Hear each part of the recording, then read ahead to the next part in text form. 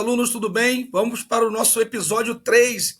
Vamos falar um pouco das atividades secundárias ou complementares do Brasil colonial.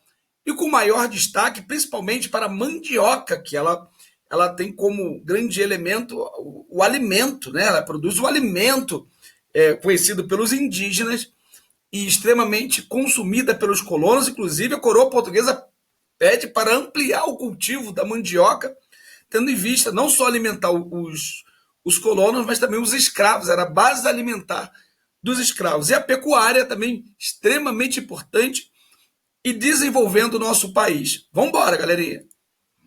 Vamos para os slides, não é isso? Que eu sempre brinco, né? Então, o que nós iremos falar um pouquinho é dessas atividades secundárias do Brasil colonial. Há pouco nós vimos aí a questão do açúcar, da economia açucareira, né? Então, o que a gente deve perceber aí é que, além do interesse exploratório da metrópole lusitana sobre a colônia Brasil, havia também uma demanda interna, ou seja, necessidades internas que foram superadas, né, pelos colonos através dessas atividades econômicas que nós iremos falar, ou seja, né, havia uma demanda interna dos colonos e com isso possibilitou o aparecimento de outras atividades econômicas que a gente pode chamá-las de complementares ou secundárias, tá bom? Então, na prova pode aparecer atividades secundárias, pode aparecer complementares também, tudo bem? E aí você vai ter, principalmente, um dos exemplos, a ampliação do cultivo da mandioca, que eu falei para vocês, que era um item de alimento, um item alimentar, tanto dos colonos, mas principalmente dos escravos, e em especial as atividades pecuaristas que nós iremos falar também. Lógico que existem outras, como é o caso do algodão, vamos falar das drogas do sertão, vamos falar do fumo, do tabaco, que é muito bacana a gente aprender isso aí, tá bom? E, inclusive surgindo cidades, como Feira de Santana, que é o caso da... Aí está vendo aí a figura do boiadeiro, né? Vamos lá, galerinha. Então, eu trazendo vocês para os slides, para que a gente faça uma interação com os slides, não é isso? Então, essa lavoura acabou gerando indiretamente o desenvolvimento de outras atividades econômicas. A lavoura canavieira, ela vai servir, né, como cultivo da cana-de-açúcar, que vai ser transformada mais tarde no açúcar, né? Não é isso? E aí você vai ter outras, porque existem demandas, né? E essas demandas vão possibilitar o surgimento da produção de algodão, tabaco, gêneros alimentícios, e aí, no caso, com destaque para a mandioca. Além disso, desenvolveu-se também a pecuária e o extrativismo. Esse extrativismo aí, nós iremos falar sobre as drogas do sertão. De todas essas atividades secundárias, mas também pode ser complementar, né? A pecuária ganha um papel de destaque devido à sua importância na expansão do território colonial para o interior. Então, se você já está com um lápis na mão, já vai colocar a primeira característica da pecuária. A pecuária vai permitir a expansão para o interior do Brasil, até porque você não pode... as terras litorâneas são utilizadas para o açúcar, ok? Bom, a pecuária ela é responsável para produzir o alimento, o couro, o charque, o leite, enfim, a carne, o alimento, elas são imprescindíveis para a questão da base alimentar, tudo bem? Bom, a pecuária ela está relacionada às demandas, ou seja, às necessidades internas do Brasil, por isso que ela foi desenvolvida. Entretanto, o que a gente não pode esquecer é que esta pecuária ela não poderia ficar ali competindo nas faixas litorâneas, até porque aquelas terras elas estavam disponibilizadas para a economia açucareira, né? Ela vai se iniciar a partir de 1532, a Martim Afonso de Souza, né, trouxe algumas vacas, embora mais tarde com Tomé de Souza vai se ampliar, tá bom? Durante quase 5 séculos de existência, a atividade caminhou de forma, né, sem muita evolução tecnológica, até porque é uma pecuária extensiva. Daqui a pouco eu já vou falar um pouquinho sobre isso. A pecuária sempre ocupou um papel secundário, por isso o nome secundário, complementar no conjunto da economia colonial e orientado exclusivamente para o mercado externo, tá bom? A economia colonial é orientada para o mercado externo, a pecuária para o mercado interno. Então, anota aí a segunda característica da economia colonial. Hoje, nos tempos atuais, a pecuária é orientada para o mercado externo, mas no período colonial para o mercado interno. Então, repare, pecuária está ligada à interiorização do Brasil, né, a ocupação do interior, está ligada também ao abastecimento do mercado interno. Anotou isso? Beleza, meu amigo, a gente já está caminhando para a pecuária. Com o avanço das plantações de cana e o crescimento dos rebanhos, as duas atividades se separaram, o gado se expandiu pelo interior do nordestino, em especial ao longo do famoso Rio São Francisco, né, denominado Rio dos Currais, né, o grandioso Rio São Francisco, que conhecido também como Rio da Integração Nacional, muito bacana. Vou falar um pouquinho do Rio São Francisco para vocês, tá? Onde surgiram grandes fazendas de criação graças à existência de bons pastos, água e reserva de sal, que vai servir para alimento, né? Nessa medida, as fazendas de criação de gado foram responsáveis pela ocupação das terras interiorianas, constituindo um dos principais agentes de expansão territorial. Contudo, embora separados, o grande mercado consumidor da pecuária eram os engenhos de açúcar no litoral. Ou seja, o engenho tinha suas necessidades, então a pecuária também para a força motriz, para o alimento, enfim, várias atividades, né? O leite. Então a pecuária é muito importante. Além de abastecer as populações coloniais, a pecuária também representou um particular instrumento de mobilidade social ao contar com os brancos não proprietários de terra, mestiços e mulatos. A pecuária remunerava-os com parte dos restos das tropas de gado, de tal maneira podiam usufruir de uma melhor condição financeira. Bom, lembrando aí que você não vai colocar escravo para tomar conta de boi, principalmente porque o cavalo, o que seja, porque, lógico, o cara vai fugir, não é verdade? Então, a pecuária, anota aí a outra característica, expansão para o interior, abastecimento do mercado interno, e o terceiro, muito importante, a utilização do trabalho livre, né? Em especial tem escravos, até tem, mas a maioria das pessoas que trabalham com a pecuária é um homem livre, é uma atividade livre, tá bom? Não utilizam muito escravos nisso aí. Então, a criação de gado. Agora, eu tenho muito cuidado quando falo de gado, porque quando eu falo de gado, a gente acredita que é só boi. Não, gado, o que significa gado? Gado significa um conjunto de animais domesticados com fins lucrativos, né? A criação de gado começa lá no Neolítico, né? Quando o homem domestica os animais, enfim. E quando eu falo de gado, eu posso falar carneiro, eu posso falar porco, tá bom? É que a gente acredita muito que é boi, mas está muito além do boi aí, tá bom? Olha aí, ó. Foi uma atividade econômica para suprir a necessidade, a demanda do mercado interno, tanto para a carne como também para a força motriz, para as lavouras de cana-de-açúcar. Lembrando que se usavam o boi e cavalo para girar as moedas, lembram disso? O trapiche, lembra que eu falei lá do engenho de trapiche para vocês? E aqui um pouquinho da etimologia, ó. O que significa a palavra pecuária? É legal pra caramba a gente saber disso, né? A origem da palavra peco significa cabeça de gado do latim. A necessidade de consumo das populações foi importantíssima para o início da nova atividade, a pecuária. A pecuária provém de um empecilho para a produção de cana-de-açúcar, já que o gado destruía a plantação.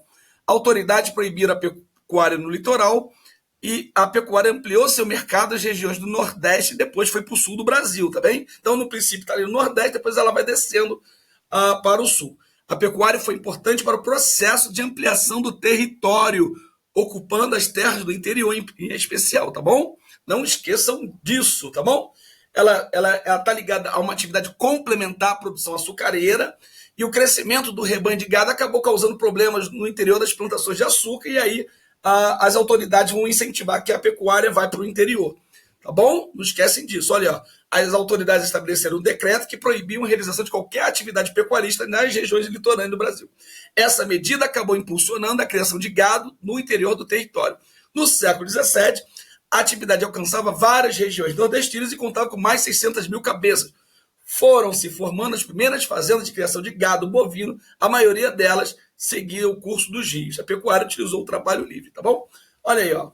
Ela é utilizada de de forma extensiva. O que é? A nossa pecuária é extensiva, tá bom? O gado é solto, por isso que você não vai colocar escravo, tá bom? Tomando conta, desenvolvido em grandes extensões de terras com gado solto, geralmente sem grandes aplicações de recursos tecnológicos, investimentos financeiros, nem recursos veterinários importantes. Isso aí a gente está falando da atualidade, mas a pecuária, no geral, sempre é extensiva. Hoje em dia, por conta da industrialização e dos novos conhecimentos, algumas formas de pecuária estão intensivas, onde o gado fica confinado, tá bom? Depois você conversa um pouco com o seu professor de geografia para dar uma diferenciada em intensivo ou extensivo, que é importante pra caramba para vocês, tá bem? Senão eu vou ficar aqui muito tempo, tá bom? E como eu falei para vocês, graças à atividade pecuária, essa ocupação do interior surgiram cidades como Feira de Santana, Sorocaba, desenvolveu muito, principalmente com os tropeiros,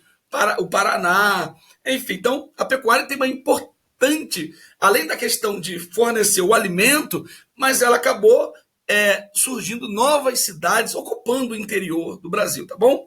E quando surge o surto da mineração no século XVIII, né, esse consumo vai se expandir muito, ok? Por quê? Vai aumentar a demanda interna, o mercado interno na mineração fica extremamente gigante, e a pecuária vai acabar se desenvolvendo em função da mineração, porque você tem uma demanda boa, né, bem grande, estimulando a produção pecuária do Brasil. Bom, a expansão da pecuária ainda, né, falar um pouquinho dela, ela vai seguir o curso do rio, né, São Francisco, o famoso Chico, né, o velho Chico, ok?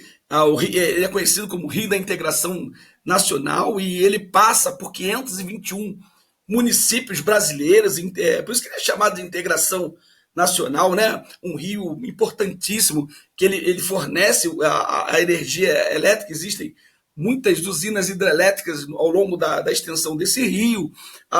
Ele passa por alguns estados, Alagoas, Bahia, Goiás, Minas, Pernambuco, Sergipe, tá?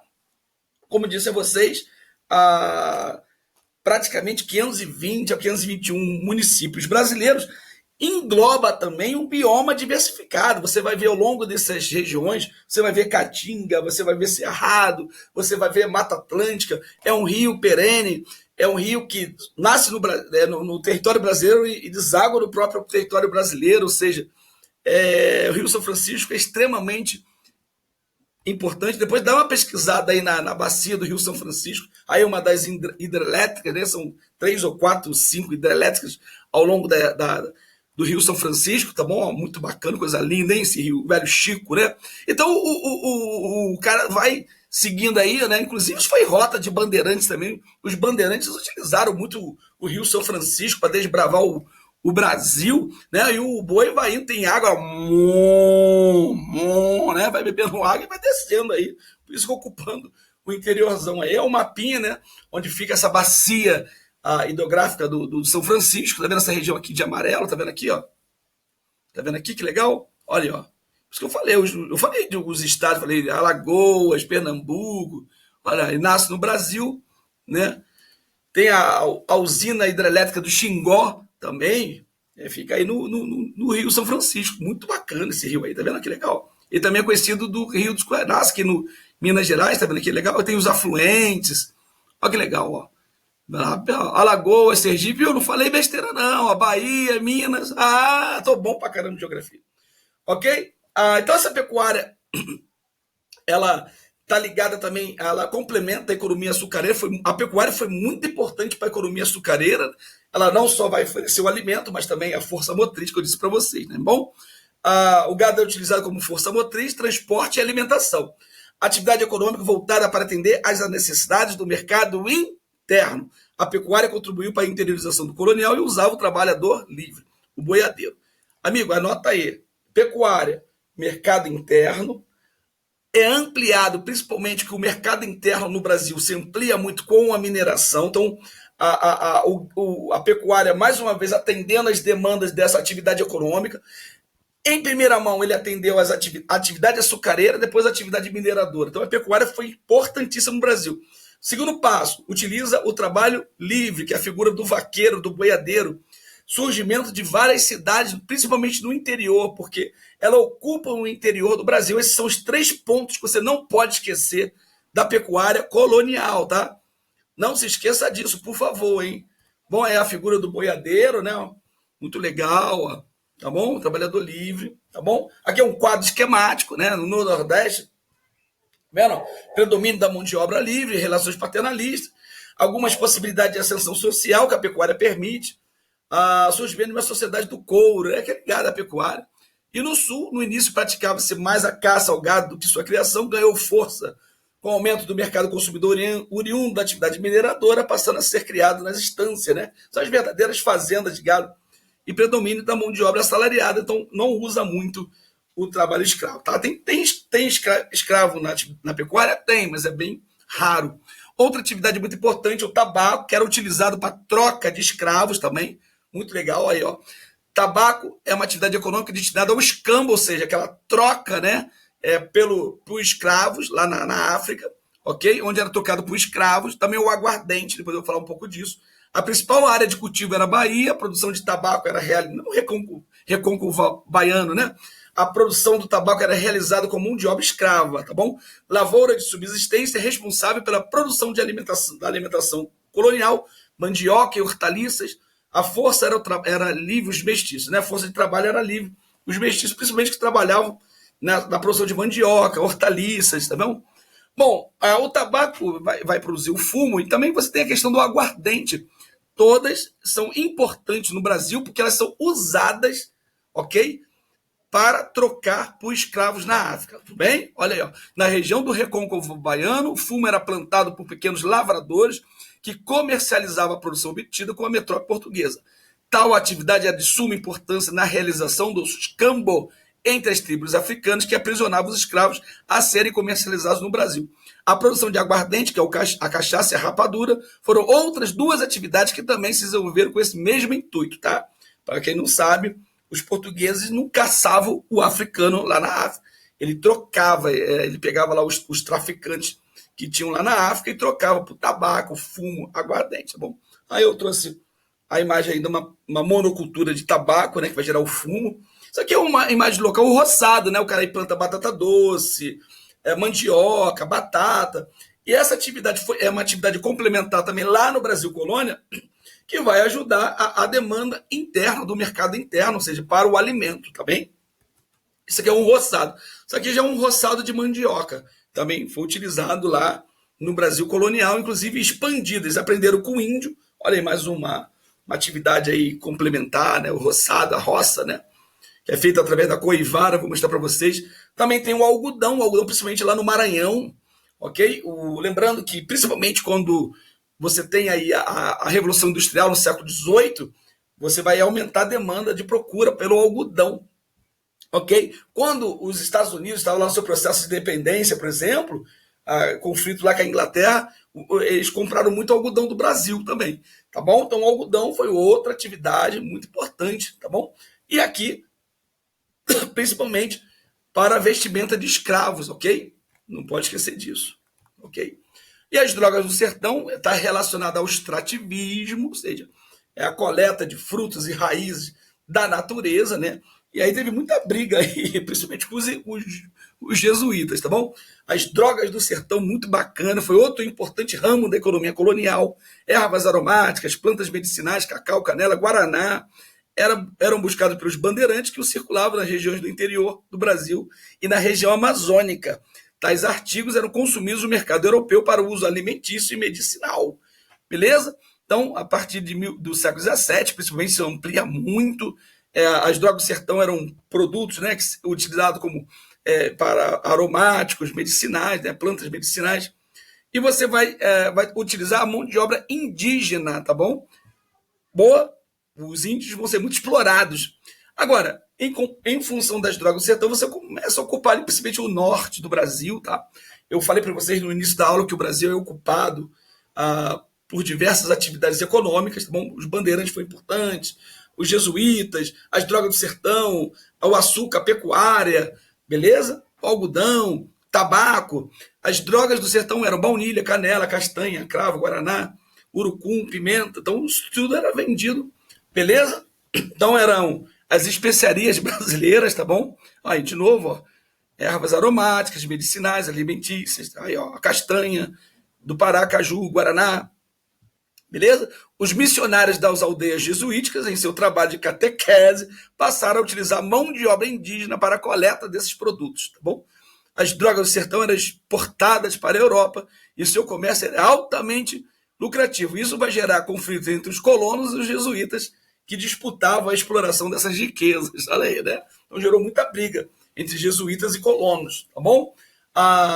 Então, lembrando que a pecuária na sua primeira etapa utilizava mão de obra livre, né?